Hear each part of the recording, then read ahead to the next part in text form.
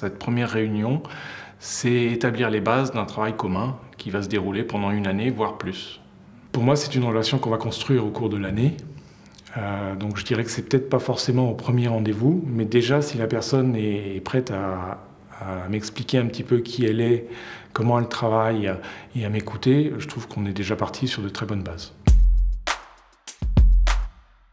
L'accueil des parents est un moment important, puisque en tant que parent, je ne connais pas le professeur, je ne connais rien de lui, je ne sais pas ce qu'il aime, ce qu'il n'aime pas, souvent je ne connais pas ses valeurs, comment il travaille. Donc j'ai envie d'être mis en confiance, j'ai envie de connaître un petit peu la personne avant de pouvoir discuter, j'ai envie de savoir qui elle est, comment elle travaille, ce qu'elle aime, ce qu'elle n'aime pas. J'ai aussi envie d'être écouté en tant que parent, puisque je viens avec des questions, avec des interrogations, avec des idées. Et puis aussi, cette première rencontre, j'ai pas forcément d'informations, donc j'aimerais bien que le professeur me donne de l'information, et ça va susciter les questions, et ça va me permettre aussi d'engager la discussion et de me positionner dans cette relation. Alors pour parler de l'enfant, pour moi, ce qui est important, c'est que je ne vois pas mes enfants dans la classe. Donc, en fait, j'ai besoin de ce regard externe.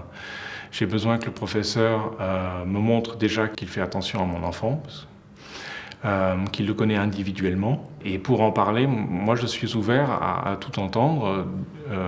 Au contraire, du moment que c'est constructif et qu'on est dans une optique de travailler ensemble pour pallier soit à des difficultés, soit à des incompréhensions.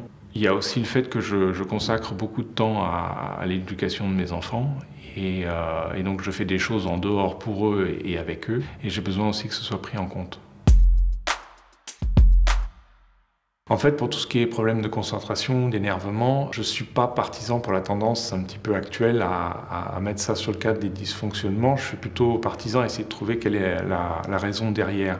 Ce qui veut dire que moi, en tant que parent, je ne connais pas forcément la solution et j'attends pas forcément que l'enseignant la trouve non plus. Donc en fait, ce que j'attends de l'enseignant, c'est plus une alerte sur qu'est-ce qui fait que c'est pas adapté au cadre de la classe, qu'est-ce qui fait que ça peut poser des difficultés, quelles sont les pistes que l'on peut potentiellement explorer, et puis après on va chercher.